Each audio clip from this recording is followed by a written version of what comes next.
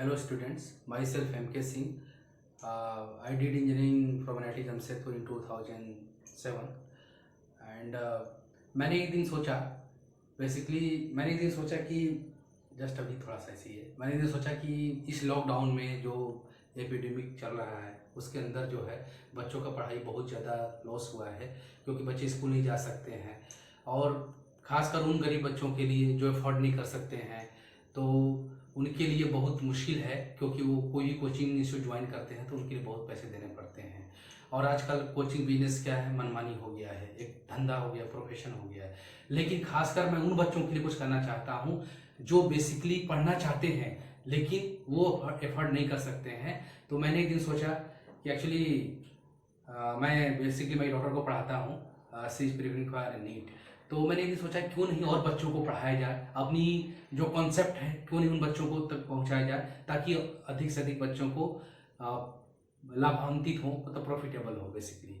तो इसलिए मैंने डिसाइड किया है कि चाहे नीट हो या आईआईटी का एग्ज़ाम हो, उसके लिए फिजिक्स और केमिस्ट्री और मैथमेटिक्स, तो जो भी मेरे पास कॉन्सेप्ट है बिल्कुल ही ईजी वे में हम उसको सीखेंगे और पूरी जो है भावनाओं के साथ, पूरी कॉन्सेप्ट के साथ उसको लर्न करेंगे। और ये मानना है कि फिजिक्स केमिस्ट्री कोई चीज़ डिफिकल्ट नहीं है, बेसिकली हमको एनसीईआरटी फॉलो करना है। और अगर आप क्वेश्चन भी देखेंगे तो हम टॉपिक वाइज जाएंगे और पूरे सिलेबस को कवर करेंगे, और बस छोटे छोटे हम लोग वीडियो बनाएंगे जिसके थ्रू मैं आपको समझाने की कोशिश करूँगा। अगर किसी को डाउट है तो पर्सनली मेरे नंबर पर कॉल करके भी पूछ सकता है, online, by chat, by WhatsApp, anything else, ठीक है। फिर इसके बाद जो है हम स्टार्ट करेंगे laws of motion. Basically laws of motion आप सभी जानते हैं, पढ़े हुए हैं 11th में कि लॉज ऑफ मोशन क्या है। न्यूटन ने जो लॉज ऑफ मोशन दिया था, first law, second law, third law.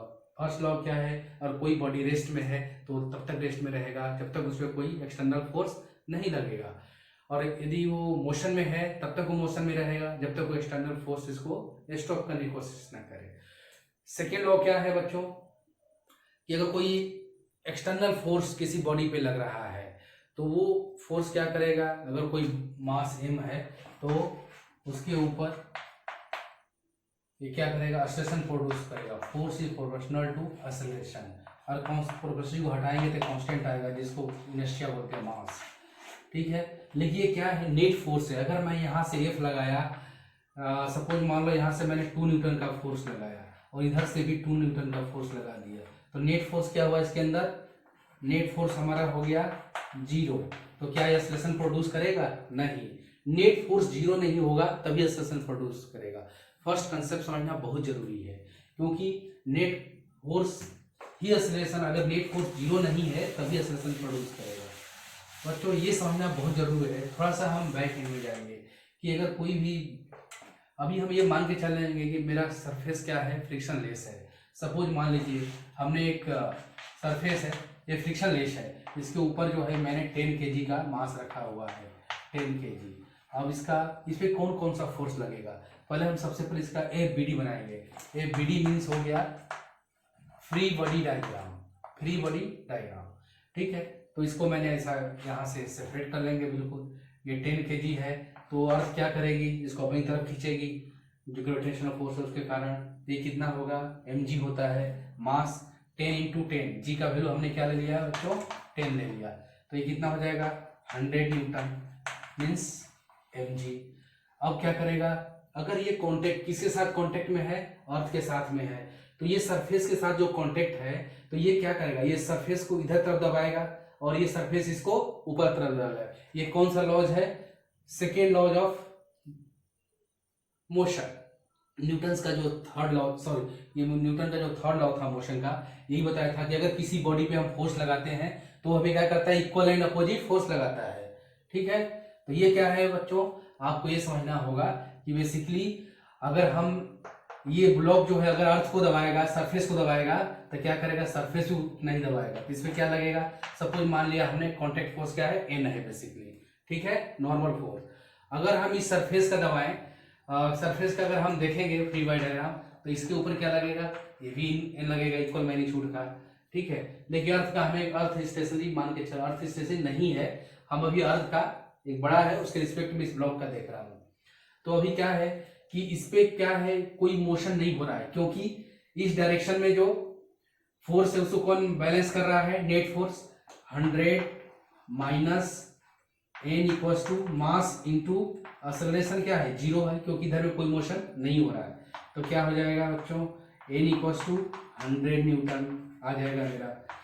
लेकिन इस पे मोशन नहीं हो रहा है, लेकिन अगर हमने इस पे मान लो सपोज आपने 100 न्यूटन का हमने फोर्स भी लगा दिया इस डायरेक्शन से, तो फिर क्या होगा, ये इसका LBD क्या होगा, चेंज हो जाएगा। क्या होगा, पहले तो जो y डायरेक्शन में था वो क्या है, y डायरेक्शन में तो n है, और ये और एक क्या आ जाएगा, x डायरेक्शन में मेरा 100 न्यूटन का आ जाएगा। अभी आप बताइए कि इस डायरेक्शन में हमें क्या आ गया, 100 न्यूटन, इस डायरेक्शन में वेट के कारण 100 न्यूटन लग रहा है, और इस कॉन्टेक्ट फोर्स जो है ऊपर तरफ लगेगा। तो मोशन किस डायरेक्शन पॉसिबल होगा, आप किसी बॉडी पर अगर ऐसा फोर्स लगाते हैं तो ऊपर तो नहीं जाएगा, इसी डायरेक्शन में जाएगा, फ्रिक्शनलेस सरफेस है। तो अभी हम मान के चल रहे हैं क्या है, फ्रिक्शनलेस सरफेस है। अगले वीडियो में हम फ्रिक्शन वाले सरफेस की बात करेंगे। तो अब इधर क्या होगा, force in the x direction क्या है 100 न्यूटन, इधर से क्या है कोई फोर्स नहीं, मतलब 0, 100 minus 0 equals to mass 10 into acceleration. तो बच्चों क्या हो जाएगा, A equals to 100/10 means 10 metre per second square हो गया एक्सेलरेशन मेरा।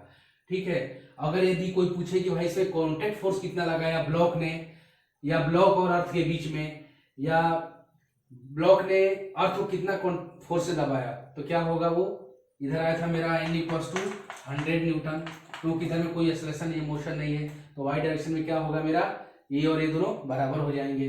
तो इससे हमको ये पता चल गया कि 100 न्यूटन। ठीक है बच्चों, अब क्या करेंगे, हम इसको थोड़ा सा और ट्विस्ट करेंगे। ठीक है, अब क्या करूंगा मैं, अब मान लो इधर से हमने क्या किया, 50 न्यूटन का फोर्स लगा दिया। हम एक ही चीज को ट्विस्ट करते जाएंगे, धीरे धीरे अपना कॉन्सेप्ट गेन करेंगे। तो अब क्या होगा, इसका फ्री बाई डायग्राम, हमको सारे फोर्स को कंसीडर करना है। ये कितना है 10 kg का। अब इसमें नीचे तरफ फोर्स कितना है, अर्थ हमेशा वर्टिकली डाउनवर्ड खींचती है अपनी तरफ, क्या है वर्टिकली डाउनवर्ड। तो अगर ब्लॉक ऐसा भी इंक्लाइन प्लेन पर है तो अर्थ का कैसा होगा, फोर्स इधर की तरफ होगा। ठीक है, अर्थ जो खींचेगी, तो ये क्या है mg से खींचेगा, जिसका वेट लगेगा। अब क्या है mg, ये तो हमको पता है 100 न्यूटन का, g का वैल्यू 10, m का वैल्यू 10। अब बच्चों ये बताओ, यहाँ पे क्या लगेगा, सरफेस ऊपर तरफ कॉन्टैक्ट फोर्स लगाएगा n। अब इधर से क्या लगा हमें 100 न्यूटन का फोर्स, अब इधर से क्या लगा 50 न्यूटन का फोर्स। ठीक है, और कोई फोर्स लगेगा, जरा आप लोग बताओ सोच के, नहीं, क्योंकि और कोई फोर्स नहीं है। तो यदि अब हम देखें इस डायरेक्शन में, तो नेट फोर्स मेरा कितना है 100। हम मान के चल रहे हैं कि इधर तरफ मोशन हो रहा है, क्योंकि इधर का फोर्स ज्यादा है। 100 माइनस 50 इक्वल्स टू मास, मास कितना है बच्चों 10 इंटू एक्सेलरेशन।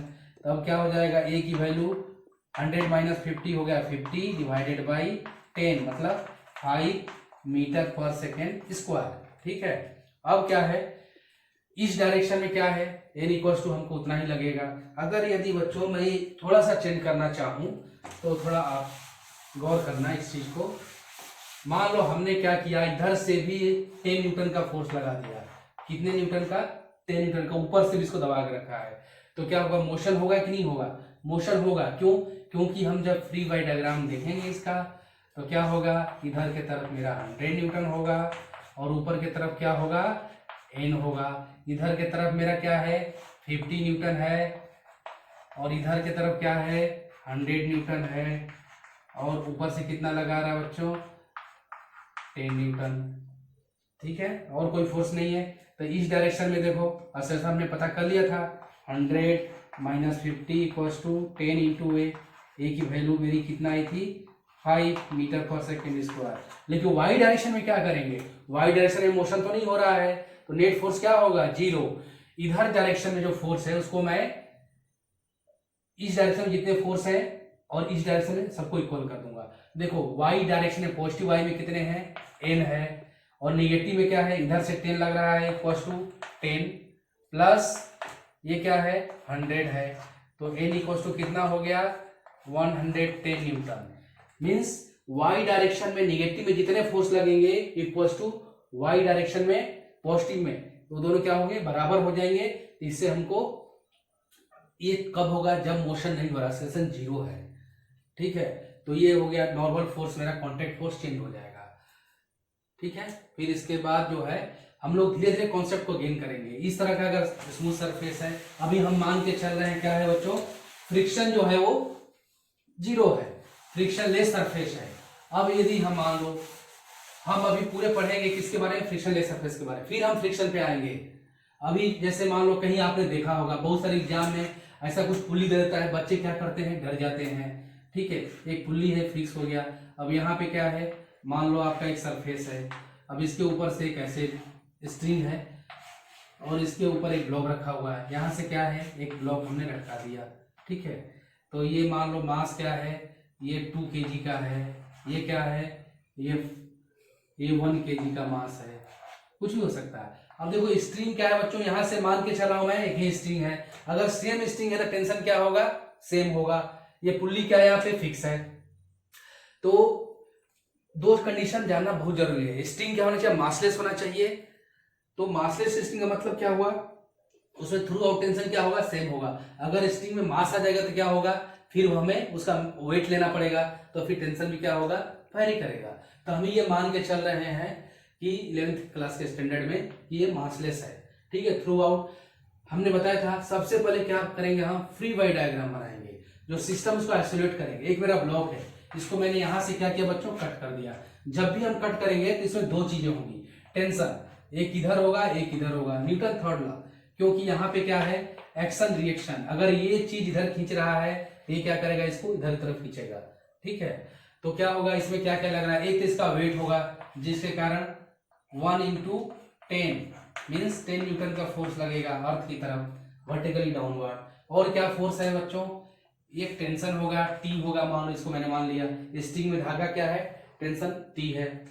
और कुछ है, कुछ नहीं है, क्योंकि फ्रिक्शन क्या है, ये जीरो है, यहाँ पे फ्रिक्शन लेस सरफेस है। अब दूसरा इसका हम फ्री वाई डायग्राम बनाएंगे। तो इसके अंदर क्या है, अब देखो आप, इसके अंदर जो है 2 kg वाले का क्या है, ये नीचे की तरफ कितना लगेगा, 20, 2 × 10 मतलब mg 20 न्यूटन।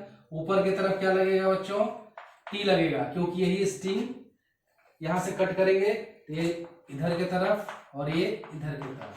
जब हम पुल्ली का बनाएंगे तो कैसा बनेगा बच्चों, ये देखो आपने, ये इसमें टी टेंशन लग रहा है, यही क्या है, पुल्ली के ऊपर टी टेंशन लग रहा है, ठीक है। तो ये आप बताओ कि ये मोशन किस डायरेक्शन में होगा, नीचे की तरफ होगा। तो जिधर मोशन नीचे की तरफ होगा वो नेट फोर्स हम उधर वाला पहले लिखेंगे, क्या है, 20 - t = 2 × एक्सेलरेशन, मास × एक्सेलरेशन मींस नेट फोर्स। ये force, this force minus this force, क्योंकि दो वेक्टर क्या है, अपोजिट डायरेक्शन में है। अगर सेम डायरेक्शन में है बच्चों तो क्या होगा, वेक्टर ऐड हो जाते हैं, लेकिन अगर अपोजिट डायरेक्शन में है तो क्या होगा, अपोजिट डायरेक्शन में तो सब्ट्रैक्ट हो जाते हैं, ठीक है। वो आपने वेक्टर में पढ़ा होगा, मैं बताऊंगा अभी आगे, ठीक है। तो ये कितना हो जाएगा आपका। और दूसरा इसके लिए जब मैं लिखूंगा तो क्या हो जाएगा बच्चों, ये दोनों एक ही स्ट्रिंग से बनी है तो क्या होगा, दोनों का एक्सेलरेशन क्या होगा, सेम होगा। इसका अगर ये है तो ये होगा, क्योंकि ये जितना चलेगा उतना ही रिलेटिवली वो चलेगा। तो इसके लिए मैं इक्वेशन क्या लिखूंगा, किधर गया अपना हॉरिजॉन्टल वाला, ये टी, इसमें इस डायरेक्शन में कोई फोर्स है नहीं है, तो t - 0 =